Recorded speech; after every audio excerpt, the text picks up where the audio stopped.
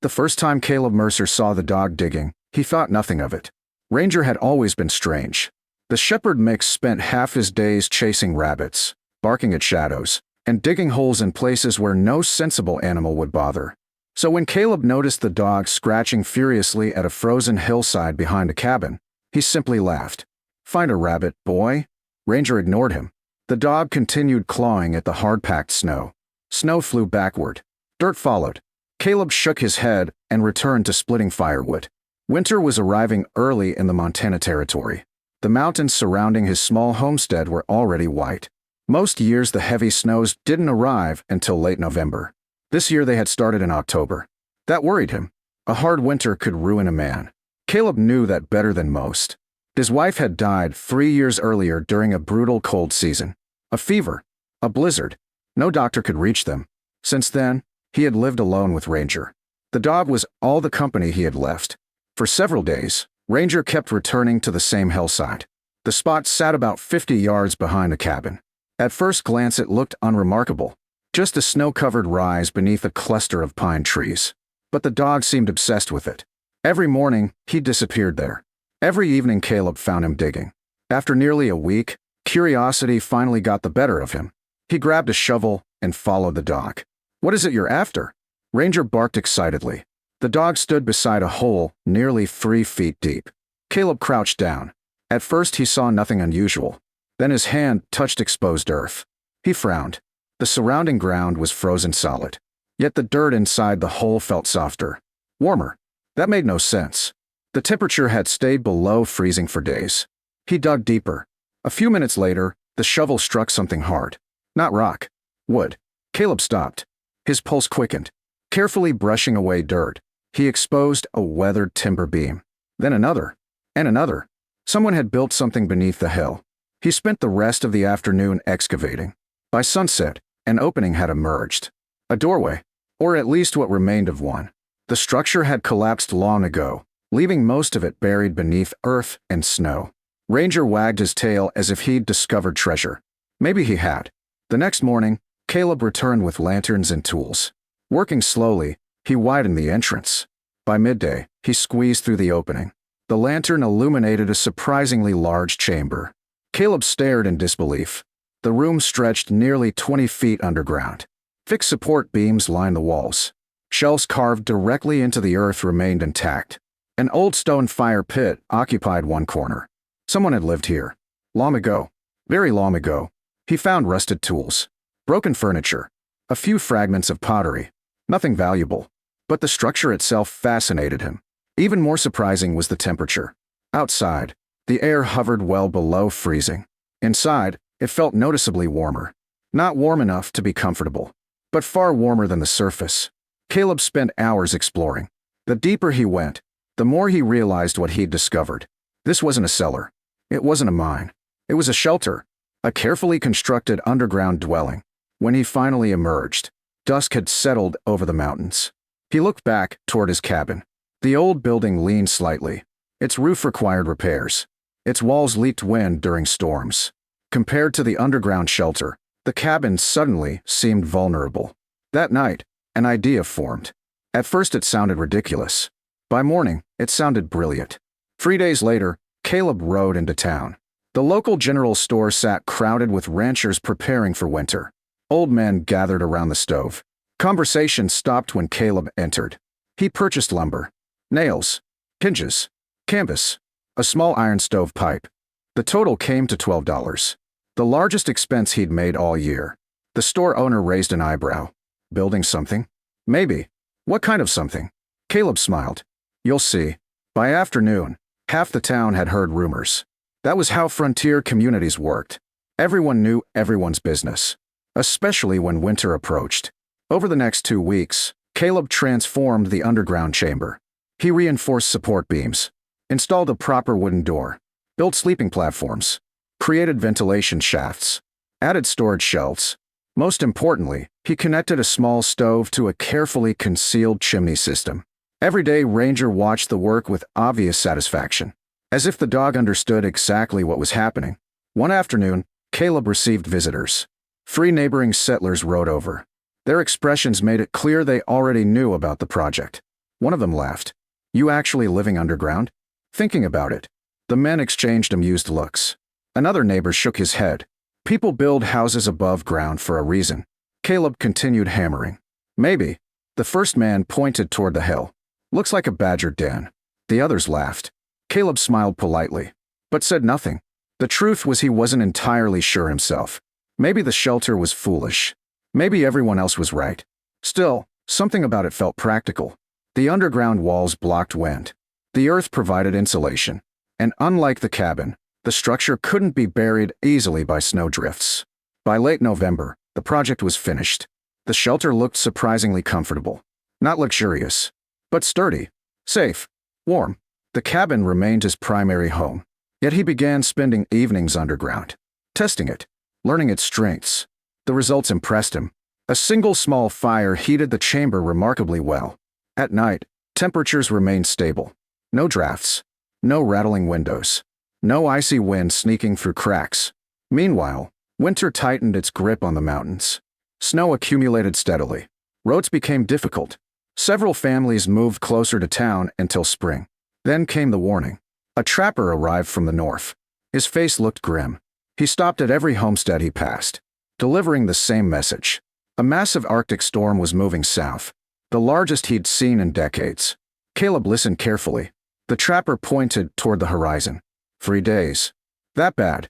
The man nodded. Worse. Neighbors immediately began preparing. Extra firewood. Extra food. Extra water. Everyone understood what severe winter storms could do. But nobody seemed truly worried. After all, they had survived blizzards before. Caleb wasn't so confident. Something about the trapper's expression bothered him. The man had looked genuinely frightened. 2 days later, the sky turned gray. The following morning, birds vanished. By afternoon, even the forest seemed unnaturally silent. Then the wind arrived. At sunset, Caleb stood outside his cabin. Ranger beside him. Far across the valley, a wall of white stretched from one horizon to the other, moving toward them. Fast. Much faster than he expected. The approaching storm looked less like weather and more like an avalanche falling from the sky. For the first time, Caleb felt genuine fear. He looked at the cabin, then at the underground shelter. Ranger suddenly barked and sprinted toward the hillside. The dog disappeared inside the buried refuge. Caleb watched him go. A moment later, the first blast of icy wind struck the valley. The cabin groaned. Trees bent. Snow exploded into the air. And Caleb realized the storm had arrived far sooner than anyone predicted. Caleb didn't hesitate. He ran. The wind slammed into his back as he sprinted toward the hillside. Snow already whipped across the valley in thick sheets. Behind him, the cabin creaked loudly. Ranger stood in the doorway of the underground shelter, barking frantically. Coming, boy. Caleb rushed inside and slammed the heavy wooden door. Instantly, the noise diminished. The difference was astonishing. Outside, the storm sounded like 1,000 screaming voices. Inside, only a muffled roar remained. Caleb lit a lantern. The warm glow illuminated the earthen chamber. Storage shelves lined the walls. Firewood sat stacked neatly in one corner. Food supplies occupied another. The little stove stood ready.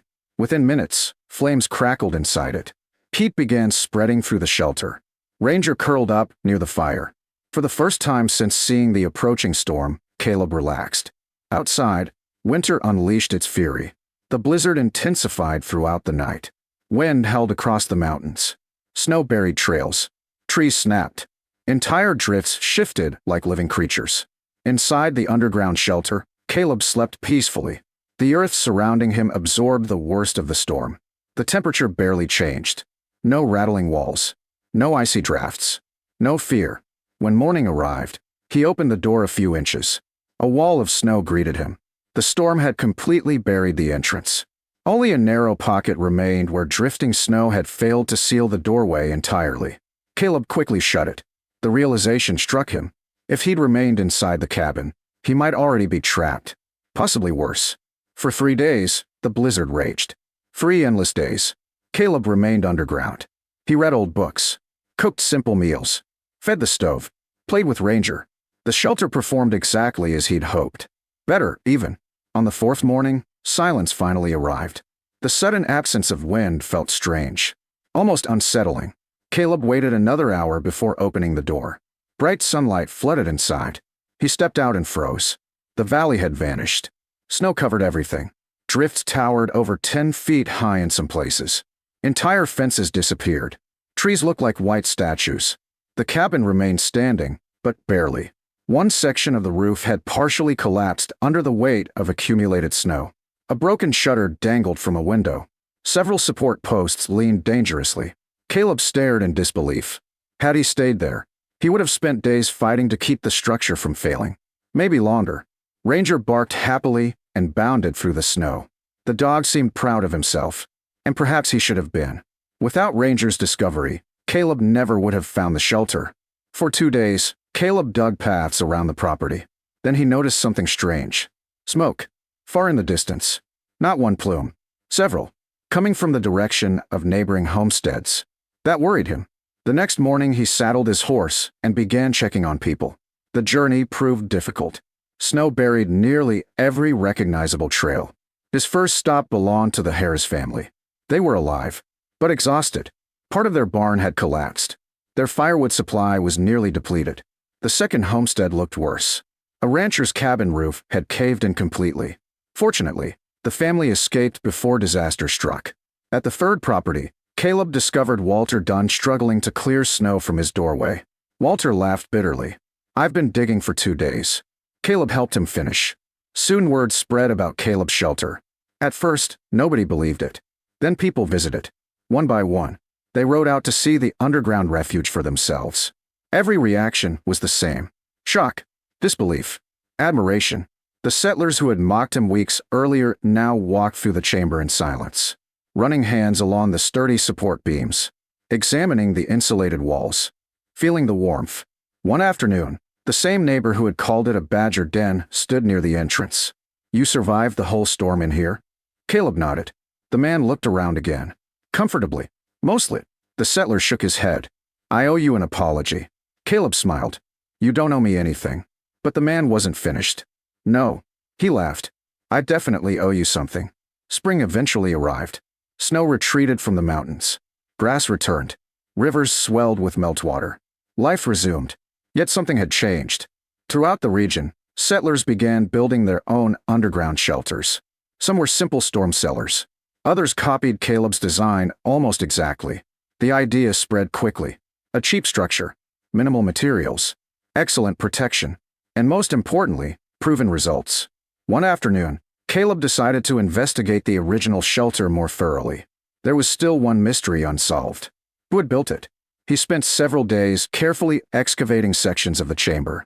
Eventually, he discovered a hidden compartment behind one wall. Inside lay an old wooden box.